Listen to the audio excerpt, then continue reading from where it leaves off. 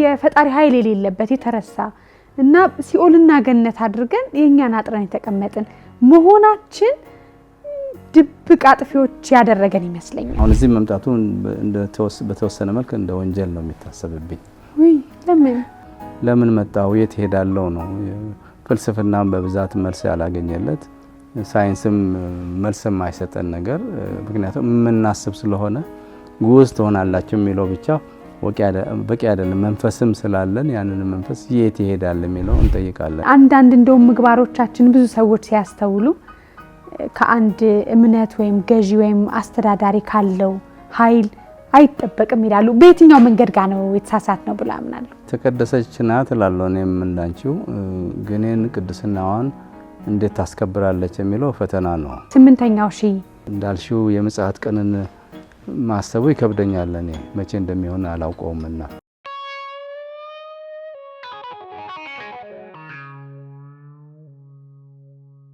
እንደምን ውላችኋል? በያላችሁበት ጥሩ የምታርፉበት የምትማሩበት አዲስ ነገር ሰንቃችሁ ሳምንታችሁን የምትጀምሩበት ሰንበት እንዲሆን እመኛለሁ።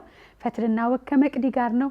እንደምታዩት እንግዲህ ፈትላችን ከገበሬው ተለቅሞ ወንድም ሴትም ለፍቶበት ተጠቦበት አምሮ ልክ አሁን እንደለበስኩት እንደሊያ ፈትል ውብሻማ ሆኖ እስከሚደርስ ድረስ ብዙ ኃይል ብዙ ዕውቀት ብዙ ሐሳብ ይጨመርበታል። እኛም እንግዲህ በፈትልና ወግ ሰዓታችን ከሞያቸው ከተሞክሯቸው ጥሩ የኖሩት በህይወት ከገለጹት ሰዎች ደግሞ ታሪክና ህይወት ጉዞ ተምረን እንዲህ ውብ የሆነ ማንነት እንዲኖረን እንደክማለን እንጥራለን። ከዛ ውስጥ አንዱ ፈትልና ወግ ከመቅዲ ጋር የተሰኘ ፕሮግራም ነው ብለን ጀምረናል። ጥሩ ቁም ነገር ታገኙበታላችሁ።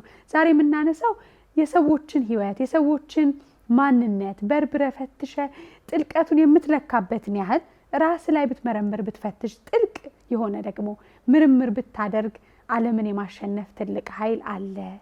ድካምህ ብርታት ደግሞ ድካምህ የሆነበትን ደግሞ ለይታ ያወቅ ቀን ታተርፍበታለህ ወይም ልህቀት ላይ ትደርሳለህ ነው። እዚህ ደግሞ የጋበዝኩላችሁ ትልቅ እንግዳ ናቸው። ፕሮፌሰር አህመድ ዘካሪያ ይባላሉ። በሀገር እርቅ በሰላም እሳቸው በተገኙበት ሁሉ ሰላም የሚነፍስ ያላቸው ኃይል የሚጋባ ትልቅ ሰው ናቸው። እንዲሁ ደግሞ ባህልና ታሪክ ላይ ምርምር አድርገዋል። መምህር ነበሩ። በጥቂቱ ነው ያስተዋወቅኳቸው። ፕሮፌሰር አህመድ ዘካሪያን ወደዚህ እንጠራቸዋለን።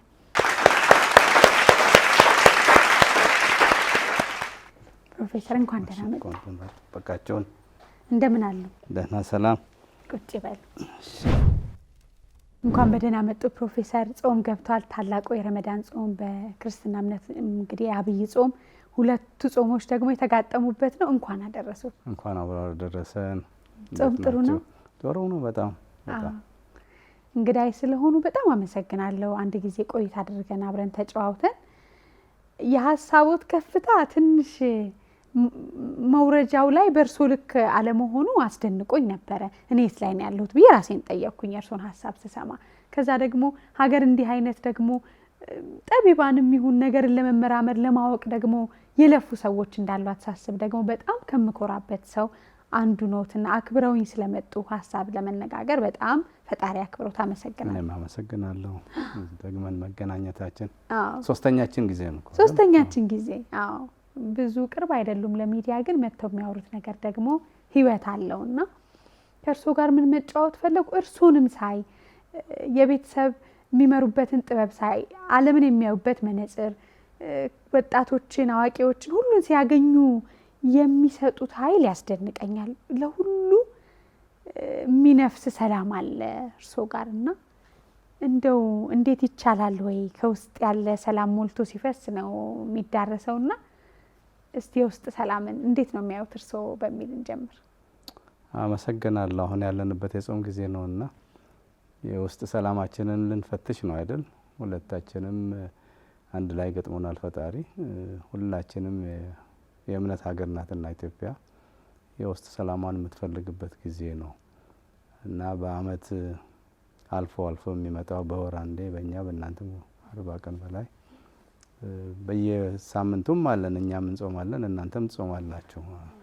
ግዴታ ያልሆነ ሰኞና ሐሙስ ቀን እንጾማለን። እነዚህ በአጠቃላይ የሚጠቅሙን ምንድነው? ለመረጋጋት ነው። የዓለምን ችኩልነት፣ ሩጫ፣ መጠላለፍ፣ ችግሮችን ማብዛቱን እንድንተወው አሁን በእስልምናው 12 ሰዓት ገደማ ነው የምንጾመው። ግን የምንጾመው ምግብ አይደለም፣ ምግብ ብቻውን አይደለም። እሱን ብቻ የሚያስብ ከሆነ ለፈጣሪ ምንም አይደለም ይላል ፈጣሪ መጽሐፋችን ላይ እና የምንጾመው በአይናችን፣ በጆሮአችን፣ በአስተሳሰባችን፣ በድርጊታችን በሙሉ መጾም አለብን እና መጥፎ ነገር ላለማየት መሞከር፣ መጥፎ ነገር ላለመስማት፣ ላለማራባት። አሁን የሚጣላኝ ሰው ቢመጣ እኔ ጿሚ ነኝ እኮ ብዬ ራሴን መገደብ አለብኝ እንጂ እልህ ውስጥ የመግባቱ ነገር አይፈቀደልምና በክርስትናም ቢሆን ሱባኤ የምንገባበት ጊዜ ነውና አሁን የምንገባበት ወደ ፈጣሪ ልንጠጋጋ ነው አላማችንና ይህንን ተግባራዊ ካደረግነው የዓለምን ሩጫ፣ ጭቅጭቁን፣ ፉክክሩን የመሳሰለውን ነገር በሙሉ በተወሰነ መልክ ማርገብ እንችላለን ማለት ነው። ይሄ የረገበው ነገር ልምድ እንድናደርገው ነው። አሁን የልምምድ ጊዜ ነው። አሁን በ12 ወር 1 ወር ስፖርት የመስራት ጊዜ ነው። ሰውነታችንን የምናዘጋጅበት ጊዜ ነው እና ለአመቱ እንደ ቀደምቶቹ 6 ወር ይጠብቁታል። 6 ወር ያዝናሉ ሄደብን ብሎ 1 ወር ነው እና አመቱን በሙሉ የሚያስቡት ነገር ነበር የሚሆነው። አሁን ያው ቀኑ ሲያልቅ ወደ አዲሱ ዓለም እንገባና እንበላሻለን እንጂ ቀደምቶቹ ጾምን ለ6 ወር እየጠበቁት ይመጣላቸዋል። 6 ወር ደግሞ መሄዱ እያሳዘናቸው ይቆያሉ እና አመቱን በሙሉ የሚያስታውሱበት የአስተሳሰብ ሂደት ነበራቸው እና እሱን ለመመለስ ነው ትልቁ ጥረታችን። የሰው ልጅ ከተለቀቀ ገደብ የለውም። ያንን ገደብ የሚያበጀው ሁሌም እንደምንለው ወደ ፈጣሪው ሲመለስ ነው እና ወደ ፈጣሪው ፊት ሲመለስ ሞትን ሲያስታውስ ነው እና እነዚህ ሁለቱ ነገሮች አሁን የግድ እናስታውሳቸዋለን። በጾማችን ጊዜ በየቀኑ ፈጣሪን እናስታውሳለን። ፈጣሪ ተመስገን ለዚህ አበቃኸኝ የሚለው የመጀመሪያውን ቁርስ የምንበላበት ጊዜ የምንጠጣትን ውሃ እናመሰግናለን ማለት ነው። ምክንያቱም ሰውነታችን በተወሰነ መልክ ርቦናል ማለት ነው። ያንን ለማርካት የፈጣሪን ጸጋ የምንቋደስ መሆናችን እየተሰማን ስለሚሄድ እነዚህ ናቸው ሊያረጋጉን የሚችሉት መንፈሶች ብዬ የማስበውና የተቀረው የሃይማኖት አባቶች ምክር ነው። በስርዓቱ ከሆነ እሱ እየተረሳ በመምጣቱ ነው። እሱን እንደገና ማምጣቱ የሃይማኖት መጽሐፎችን ማንበብ አሁን በረመዳን ጊዜ ሁሉም ነገር ትተን አሁን እዚህ መምጣቱ በተወሰነ መልክ እንደ ወንጀል ነው የሚታሰብብኝ። ወይ ለምን? ስራዬን ማሳለፍ ያለብኝ ቁርአን በማንበብ ነው። ፈጣሪ ጋር የፈጣሪን ቃል ማስተንተን ላይ ነው ትልቁ ስራ። ወሩን ሙሉ ሌላ ነገር ትተን እስከ ተቻለ ድረስ ለኑሮ ካልሆነ በተቀረው ጊዜ በሙሉ ሌላ እውቀትም መሻቱ ብዙም አስፈላጊ አይነት አይደለም። ወደ ቁርአን ተመልሰን የፈጣሪን ቃል ማስተንተን ነው ትልቁ ስራችን። በዚያ ውስጥ ነው ምክር የምናገኘው፣ ትምህርት የምናገኘው፣ ታሪክ የምንማርበት፣ ህይወታችን እንዴት እንደምንመራ የምንማርበት ነገር ስለሆነ አንዱን ወር ሳናባክን 24 ሰዓቷንም ያው የምንተኛበትና የምንሰራበት ተቀንሶ ወደዚያ ነው መስጊድ ውስጥ መቆየት በጣም የተፈለገ ጊዜ ነው። ያለችዋን ከእንቅልፍ ውጭ ያለችዋን ጊዜ መስጊድ ውስጥ ሱባኤ መግባት ጊዜ ነውና ያም አንዱ መጽሐፍ ቁርአን ነው። መጽሐፍ ቅዱስም አሁን ይነበባል በብዛት እና እነዚህ ነገሮች ስናስታውሳቸው የህይወትን መረጋጋት የህይወትን ሰላም ለማምጣት ነው ትልቁ። የህይወት ትርጉማ ምንድነው ወደሚለው ብንገባ ህይወት ለምን መጣን የሚለውን የግድ መፈላሰፍ ሰው ልጅ አይተውምና ለምን መጣው የት ሄዳለው ነው። ፍልስፍናም በብዛት መልስ ያላገኘለት፣ ሳይንስም መልስም አይሰጠን ነገር ምክንያቱም የምናስብ ስለሆነ ጉዝ ትሆናላችሁ የሚለው ብቻ በቂ አይደለም። መንፈስም ስላለን ያንን መንፈስ የት ይሄዳል የሚለው እንጠይቃለን እና ለምን ተፈጠርኩ የት ይሄዳለው? እነዚህን ለመመለስ እስካሁን ያለው መልስ ሃይማኖት ውስጥ ነው እና ያለው ወደ ፈጣሪ እመለሳለሁ፣ ሂሳብ ውስጥ እገባለሁ፣ ጥፋትና ልማቴ ይመዘንልኛል የሚለው ውስጥ ስለምንገባ ይሄንን ካሰብ ሁሌም በተግባር ካስመሰከር የሰላም የውስጥ እርካታ ይገኛል ብዬ ነው የማስበው። እንዴት ናችሁ? ደህና ናችሁ? ዩቲዩብ መክፈቴን ታውቃላችሁ አይደለ? መቅድዬ ቲዩብ በሚል አሁን እስካለንበት ሰዓት ድረስ ከ40,000 በላይ ተከታይ ያለው። በጣም የሚያሳዝነው ነገር በስሜ በፎቶግራፊ ተመሳሳይ የሆኑ የዩቲዩብ ገጾች አሉ። ትክክለኛው የኔን ፕሮግራሞች እንዲሁ በአባይ ቴሌቪዥን የሚተላለፉ ፕሮግራሞችን የምታገኙት በዚህ ቻናል ነውና ትክክለኛው መቅድዬ ሚዲያን ሰብስክራይብ በማድረግ እንድትመለከቱ። ብዙዎቻችሁ ሰብስክራይብ ሳታደርጉ ነው የምታዩ። ስለዚህ ሰብስክራይብ አድርጉ። አመሰግናለሁ። አዎ እንግዲህ እሱ በሚያምኑ ዘንድ ወይም ደግሞ አንድ ነገር በሚከተሉት ዘንድ ያለው መገለጫ ከጊዜ ወደ ጊዜ እየተቀየረ ይመስለኛል። ፕሮፌሰር እርስዎም ያግዙናል። ድሮ ሰዎች የሚያምኑት እምነት መገለጫ አለው፣ ይታያል፣ ይዳሰሳል፣ እንማርበታለን፣ ራሳችንን እንድንጠይቅ እንጸጸትበታለን። አሁን ግን ትንሽ አንዳንድ እንደውም ምግባሮቻችን ብዙ ሰዎች ሲያስተውሉ ከአንድ እምነት ወይም ገዢ ወይም አስተዳዳሪ ካለው ኃይል አይጠበቅም ይላሉ። በየትኛው መንገድ ጋር ነው የተሳሳት ነው ብሎ ያምናሉ? አሁን የሰው ብዛቱ የሚዲያ ግንኙነቱ በጣም ብዙ ነገር በአጭር ጊዜ እንድናውቅ ስለተደረገ ፈተና ውስጥ የገባን ይመስለኛል። ፊት አሁን የመንደር ህይወት ብናየው አንድ መንደር የተወሰነ ሰው ነው የሚኖረው። እዛ ውስጥ የሚኖሩ ሰዎች ይተዋወቃሉ፣ ሁሌም ይገናኛሉ፣ ቡና ጠጡም ነበረ እና ፍቅራቸውም ሁኔታቸውም ጠንካራ ነበረ። ሊጣሉ ይችላሉ፣ ይታረቃሉ። ተጣልቶ መኖር ስለማይቻል የግድ ይታረቁ ነበር እና በሰላም ይኖሩ ነበር። አሁን ግን የ8 ቢሊዮን ህዝብ ችግር ውስጥ ነው የገባ ነው። ሚዲያው አንዱ ነው። አሁን በእጃችን ይዘን የምንዞረው ስልክ ዓለም ጋር የሚያገናኘን ስለሆነ በአጭር ጊዜ ውስጥ አንጎላችን ብዙ ረብሻዎች ውስጥ ይገባል ማለት ነው። አንኖረውም እኮ አሁን ኢትዮጵያ ውስጥ ነው የምኖረው። በድህነቴ በሰላም እኖራለሁ። ግን አንጎሌን ማስቸግረው በሞባይሌ ዓለም ነገር ዓለም ምን ላይ ያለች ብዬ ከፍታለሁ። ይጠቅማል እሱ ፕሮፌሰር? በስርዓቱ መጠቀም ነገር ነው። ያ ሁሉም ነገር ክፋትም አለው ልማትም አለው። አሁን እሳት እንድትወስጂው ቤት ያቃጥላል፣ ምግብ ታበስልበታለች፣ ሁሉም ነገር ቢላዋም ስጋ ትቆርጭበታለች፣ ሰው ትጎጂበታለች። ሁሉም ነገር የማይጎዳሽ ነገር የለም ትርፍ ካደረግሽውና ሚዛኑን መጠበቁ ላይ ነው ፈተናችን። በምን አይነት ሚዛን እናስጠብቀው የሚለው ነገር ነውና አሁን የምናልፍበት ሂደት ውስጥ በጣም ዝብርቅርቅ ያሉ ነገሮች አሉ። በሰላም ለመኖር ራስሽን ነው የምትገዢው ማለት ነው። ራስሽን ነጻ የምታደርጊው እንጂ ዓለም ነጻ አያደርግሽም። የዓለም ጫና ይኖራል። በዛ ውስጥ ነው አሁን ሱባኤ የገቡ አሉ አይደል? በዓለም ውስጥ አሁን ባለንበት እኛ አዲስ አበባ ነው ያለን። አንድ ገዳም ውስጥ ያሉት ሰዎች አሉ። እነሱም ሰዎች ናቸው። የምርጫ ጉዳይ ነው ማለት ነው እና ምርጫችንን እንዴት እናድርገው? ከተማም ውስጥ ብንኖር በምን አይነት ሚዛን እናስጠብቅ? ለራሳችን ጊዜ እንዴት እንስጥ? ስሜታችንን እንዴት እንክታው? እንዴት ስርዓትን እናስይዘው? አሁን ኢሞሽናል ኢንቴሊጀንስ ትምህርት እየመጣ ነው አይደል? እንዴት ስሜትሽን ትገዢዋለሽ? አዎ ትልቅ ነገር አነሱ ፕሮፌሰር። ይሄ ራስን የመግዛት ጥበብ፣ ራስን የመግዛት ልህቀት፣ ስሜትን የመግዛት ስሜትን የማስተዳደር ልህቀት ብዙ ይጎለናል። ሚዛን የለንም።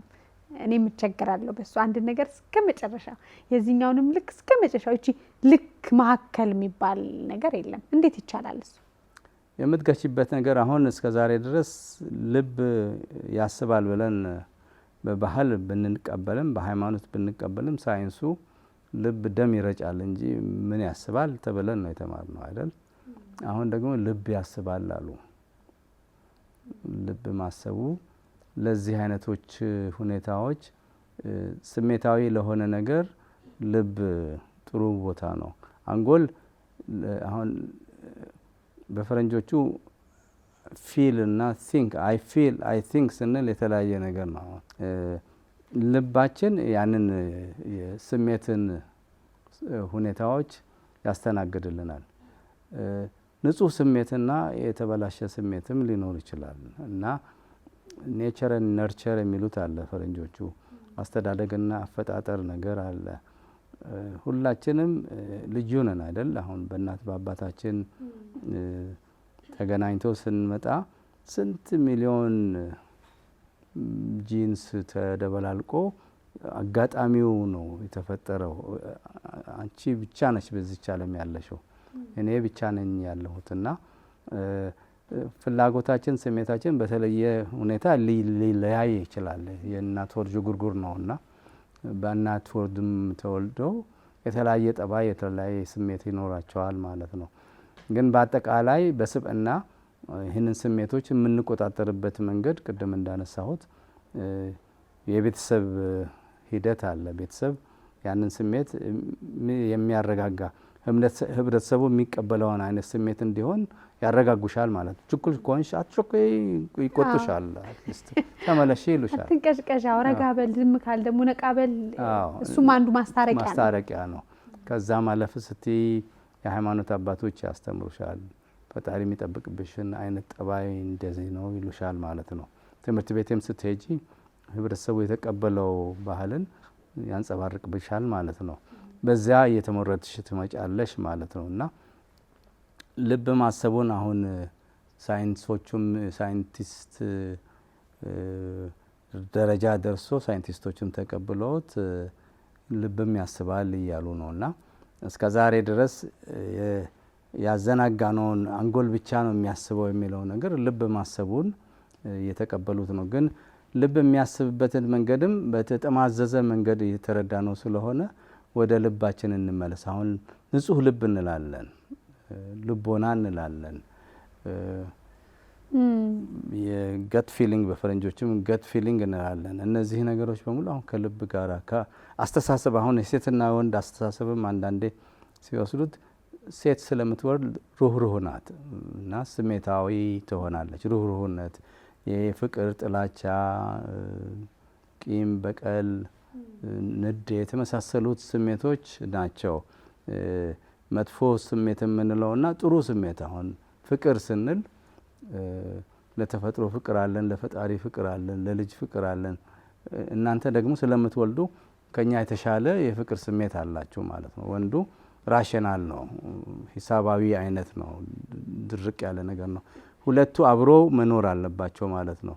በልብና በአንጎል ስናደባልቀው የህብረተሰቡን ጤንነት እንጠብቃለን ማለት ነው። አሁን ቤተሰብ ትልቅ ክብር አለው የምንለው በእናትና በአባት ያደገ ልጅ የተሻለ ግንዛቤ ይኖረዋል ብለን የምንለው እነዚህ ነገሮች ስለሚኖሩ ነው። እና ተፈጥሮም ፈጣሪም ሲፈጥረው ያመዛዘነው ነገር አለ። እሱን እየሰበርን እያበላሸ ነው።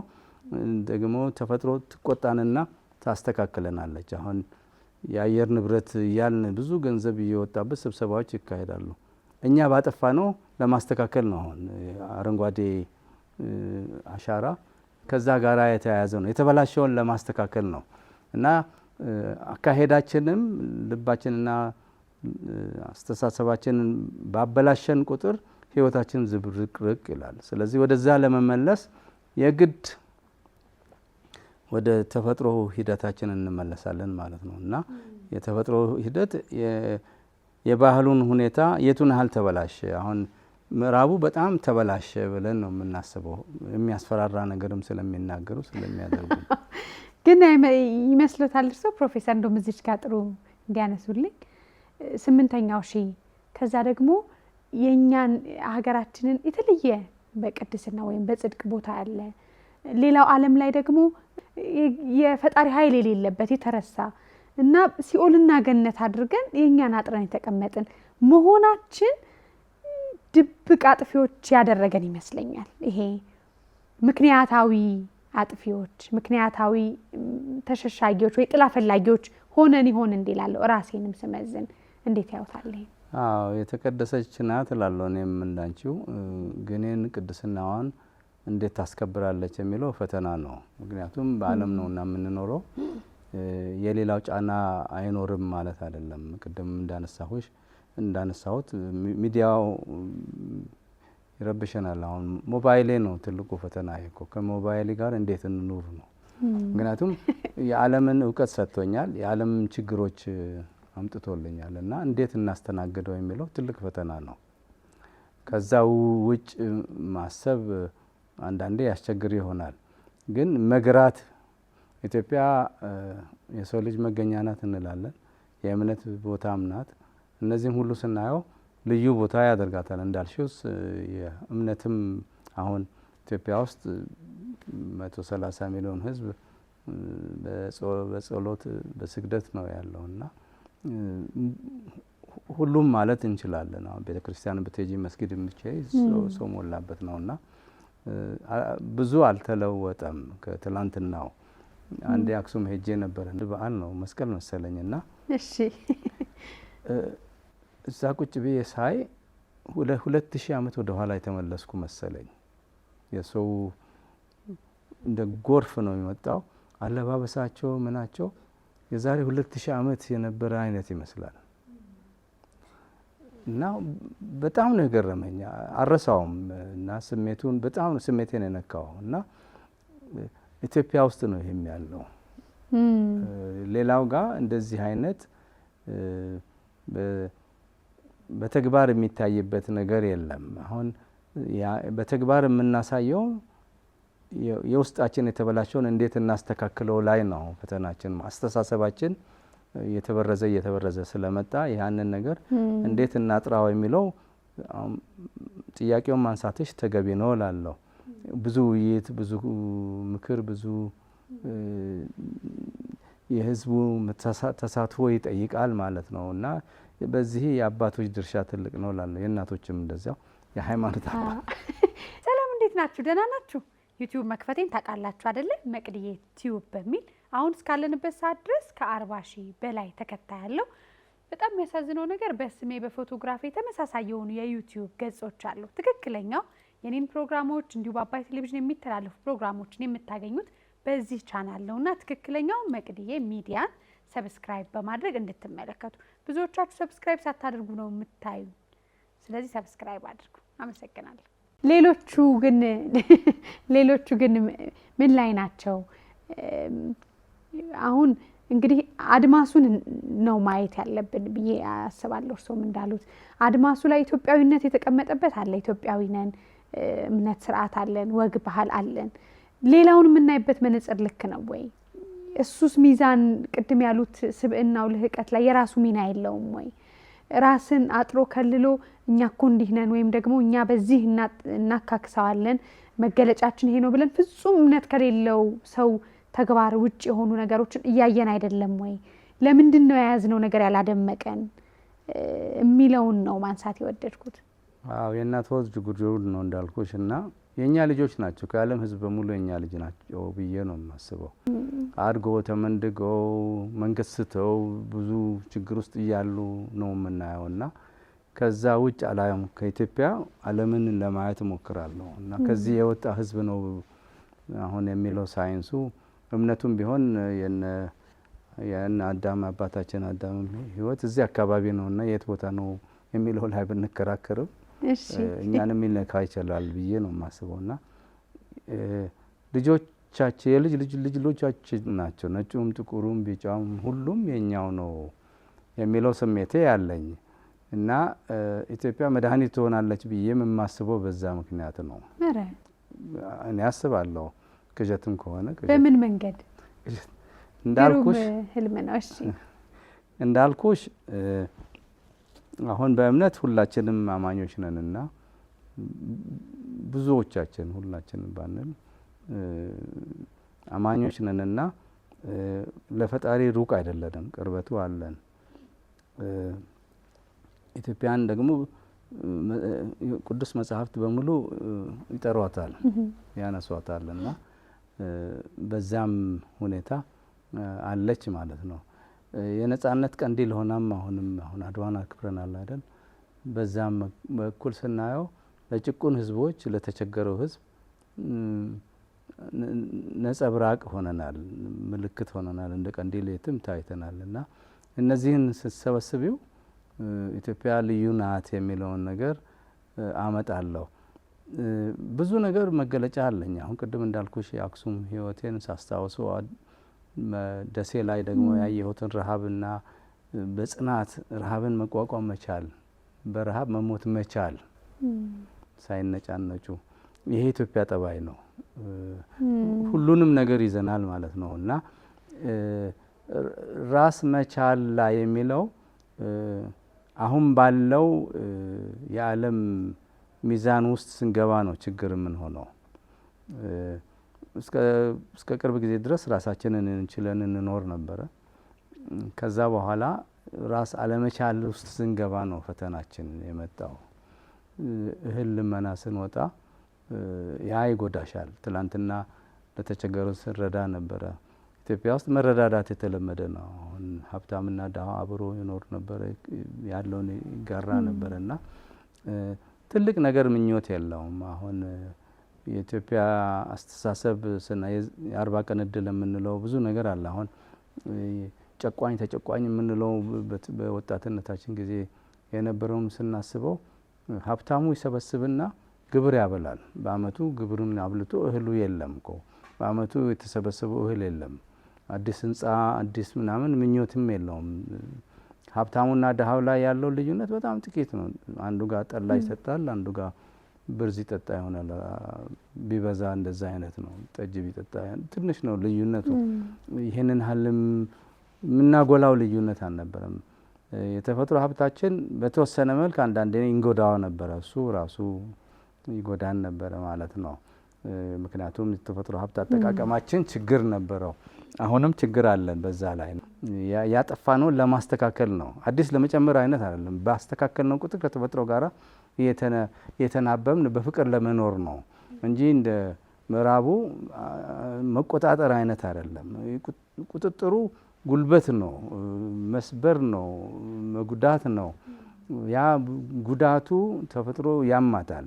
እናት ናትና ያኔ ሲያማት ደግሞ እሷም ጅራፏን ታነሳና ትገርፈናለች። ያኔ ጎርፍ ነው፣ እሳት ነው፣ መሬት መንቀጥቀጥ ነው፣ ምንድነው ይመጣል ማለት ነው። ያ ሚዛናችንን የማናጋት በተፈጥሮ የሚሆን ነገር አለ። የጂኦሎጂው ምናምን እሱን መካድ አይነት አይደለም፣ ግን በራሳችን ጥፋት የምናመጣው ብዙ ነገር ነው።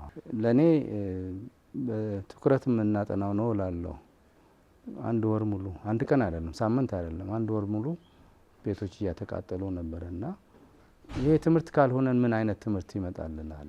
ፈጣሪ መሬት መውረድ አለበት እንደኛ ለማስተማር እና የምንማረው ነገር ብዙ አግኝተናል ባይነኝና እንዳልሽው የምጽአት ቀንን ማሰቡ ይከብደኛል። እኔ መቼ እንደሚሆን አላውቀውምና ሁሌ ምጽአት አለ፣ ሞት ራሱ ነው የሚሉት እንደዛ አይነት ነው። በዛ ከተዘጋጀን 8ኛ ሺህ ብለን ሁሌም በፍርሃት ሳይሆን ትምህርት በሆነ መልክ ወስደ ነው ራሳችንን የምንገታበት ከሆነ 8ኛ ሺህ በእኛ ዘመን ይሆናል አይሆንም ሳይሆን ፈጣሪ ባለው ጊዜ ይሆናል ብለን ከተቀበል ነው ያንን እኛ ስለማናውቀው አሁንም ሊሆን ይችላል፣ የዛሬ 100 ዓመትም 1000 ዓመትም ሊሆን ይችላልና ለዛ መዘጋጀቱ ነው ትልቁ ነገር። መዘጋጀት ስንል ምንድነው? ከጥፋትና ልማት መለየት መቻል ነው ማለት ነውና በዛ ነው የምንሄደው። በጣም ግሩም ነው ፕሮፌሰር። እንግዲህ አሁን እርስዎ ላይ የማየው የሰላም መጋባት ነገን ለመፍጠር ነገን ለማየት መቻል ውስጥ ተፈጥሮና ሰሪው አምላኩ አለ። ብዙዎቻችን ውስጥ ደግሞ እንደ አጥር ምን ቆጥረዋለን። አንድን እምነት ወይም አንድን ሃይማኖት ብለን ስናስብ እኔ እኮ ሃይማኖተኛ ባልሆን እንዲሆን ነበር፣ እንዲፈጥር ነበር፣ ወይም እምነቱ ባይዘኝ እኮ እንዲያደርግ ነበር የሚል ምኞት ያለው ግን መከተል ያለው ነገር አለ። እርሱን እንዴት ያዩታል?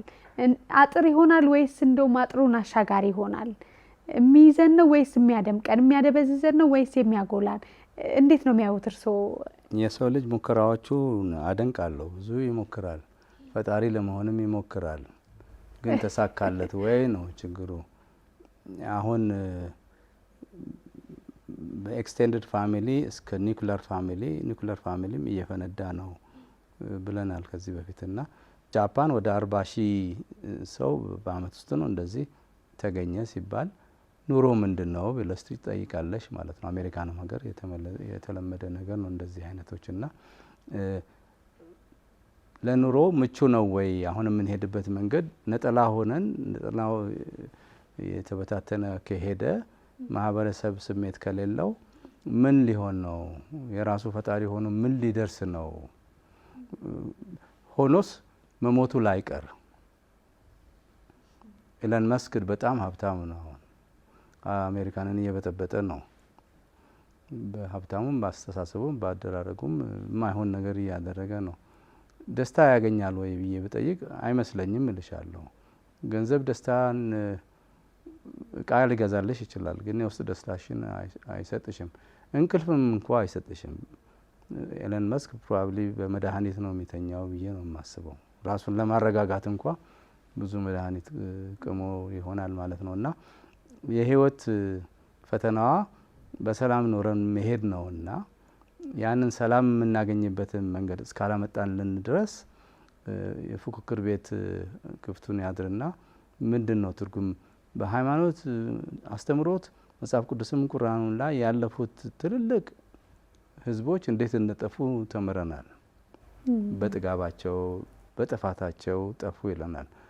ፒራሚድን የሰሩ ከዛም ሌላ ብዙ ቦታዎች ብዙ ስልጣኔዎች ነበሩ። እነዚያ ስልጣኔዎች ጠፍቶ ዛሬ አርኪኦሎጂ ሳይት ሆነዋል።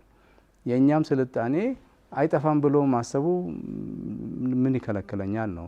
ይጠፋል፣ ሊጠፋ ይችላል። ስለዚህ በዓለም ታሪክ ውስጥ የነበሩትን ስልጣኔዎችን ስናየው ከሃይማኖቶቹም በኋላ የነበሩትን የሮምን፣ የፐርሺያኑ፣ የኦቶማኑን እያልን አሁን ያለነውም ሁሉ የአሜሪካንን፣ የእንግሊዙን እያል እንግሊዝ አሁን የት ደረጃ ናች ያለችው? ትላንትና ዓለምን ትቆጣጠር ነበር፣ አሜሪካንንም ትቆጣጠር ነበር። አሁን አሜሪካን ቻይና ትቀድመኛለች ብላ እየፈራች ነው። እና ስልጣኔም ይደክማል ማለት ነው። የግለሰቦች ውስጥ ስልጣኔውን የፈጠሩት ግለሰቦች ናቸው። ስልጣኔ ውስጥ ያሉትና ግለሰቦች እነሱንም ነው የሚደክሙት ማለት ነው። አሁን ያለኝ ስሜት ፈጣሪንም አልቀበልም እኔ ብቻ ሰርቼ ምን ብዬ ገንብቼ ምን ብዬ ብሎ ዜንዋት ምንድን ነው አልቲሜት ሄዱ ለልጆቹም የማያስተላልፈው አይነት ይሆናል። የሰበሰበውም ነገር ለልጆቹም የማይተላለፍ አይነት የሚሆን ከሆነ ለራሱም የማይበቃ እስከሆነ ድረስ የህይወት ትርጉሙ ምንድን ነው? እና ሱባኤ የገባው አይሻልም ወይ?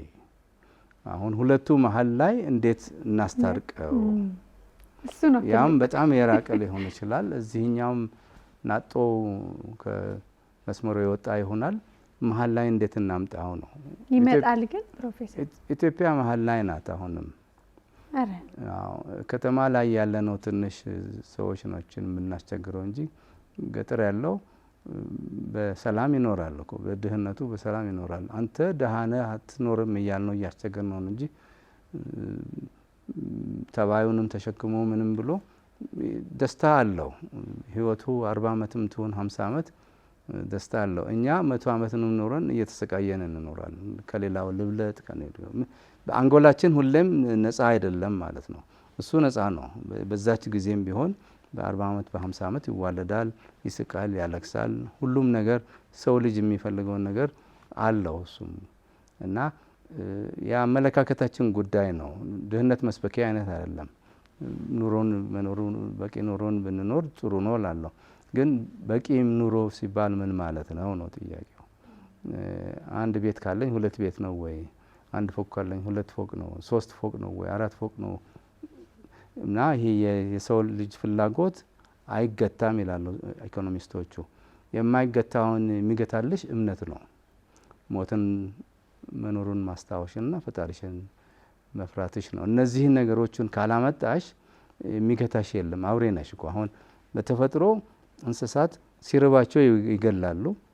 ሚዛን ለመጠበቅ ሲምባቲክ ሪሌሽኑን ለመጠበቅ አንድ አንበሳ አንድ እንስሳ ይገላል። በልቶ እስኪጨርስ ሌላ ነገር አይፈልግም። የሰው ልጅ ግን ያግበሰብሰዋል። በማግበስበሱ ደስታ አለ ወይ ነው? ካለው ጥሩ እሰየው፣ ከሌለው ለምን ብሎ መጠየቁ ተገቢ ነው እላለሁ። በጣም ግሩም ነው። እንግዲህ ፕሮፌሰር ሁልጊዜ ሀሳቦት ከሚያስደንቀኝ ሰው ነኝ። ምክንያቱም እርስዎ የሚያዩበት መነጽር በየመግቢያ ላይ ብያለሁ የተለየ ዓለም ነው፣ ግን ደግሞ ተፈጥሮና ሰሪው ያለበት ሲናገሩት የሚጋባ ለመኖር የሚፈትን አይነት የህይወት መንገድ ነውና እንግዲህ ልምምድ ይመስለኛል። ራስን መግዛት ውስጥ፣ ማንነትን ማወቅ ውስጥ፣ ነገን ማወቅ፣ ሞት እንዳለ ማወቅ፣ ሰውነትን የመረዳት ልክ ነው እርስዎ ጋር የሚያደርሰውና እንግዲህ በልምምድ ውስጥ ብዙ አንዘገይም፣ ለመድረስ እንሞክራለን ብለን እናስባለን። ከተመልካቾች ጋር ስለመጡ በጾም ወቅት አክብረውኝ ይህን ሀሳብ ደግሞ አንዱ አገልግሎትም ነው ብለው መተው ስላጋሩን በጣም ፈጣሪ አክብሮት። መልካም ጾም ይሁንልዎ። መልካም ጊዜ ይሁንልን። አዎ በጣም ምለው ያው ሱባኤ ጊዜ ነውና ሁላችንም ቀልባችንን ሰብስበን ወደ ፈጣሪ እንድንመለስ አሳስባለሁ። ፈጣሪ ይቀበለን። አሜን አሜን። በድጋሚ ፈትልና ወግ ከመቅዲ ጋር ዛሬ እንግዲህ ሰው ከሰሪው ከተፈጥሮ ከማንነቱ ጋር በታረቀ ቁጥር ደግሞ ዓለምን ኖሮባት የሚያልፈው ጉዞ ፍሬያማና ሰላም ያለው የሚሰጠው የሚናፈስ ሰላም ያለው ነገር ለልጅ ልጆቹ ትቶ ያልፋል የሚል ሀሳብ አንስተናል። የአባይ እንግዲህ መዝናኛዎች ቁም ነገሮች ይጠብቋቸዋል። መልካም ጊዜ። እንዴት ናችሁ? ደህና ናችሁ? ዩቲዩብ መክፈቴን ታውቃላችሁ አይደለ? መቅዲዬ ቲዩብ በሚል አሁን እስካለንበት ሰዓት ድረስ ከ40,000 በላይ ተከታይ ያለው። በጣም የሚያሳዝነው ነገር በስሜ በፎቶግራፊ ተመሳሳይ የሆኑ የዩቲዩብ ገጾች አሉ። ትክክለኛው የኔን ፕሮግራሞች እንዲሁ በአባይ ቴሌቪዥን የሚተላለፉ ፕሮግራሞችን የምታገኙት በዚህ ቻናል ነውና ትክክለኛው መቅዲዬ ሚዲያን ሰብስክራይብ በማድረግ እንድትመለከቱ። ብዙዎቻችሁ ሰብስክራይብ ሳታደርጉ ነው የምታዩ። ስለዚህ ሰብስክራይብ አድርጉ። አመሰግናለሁ።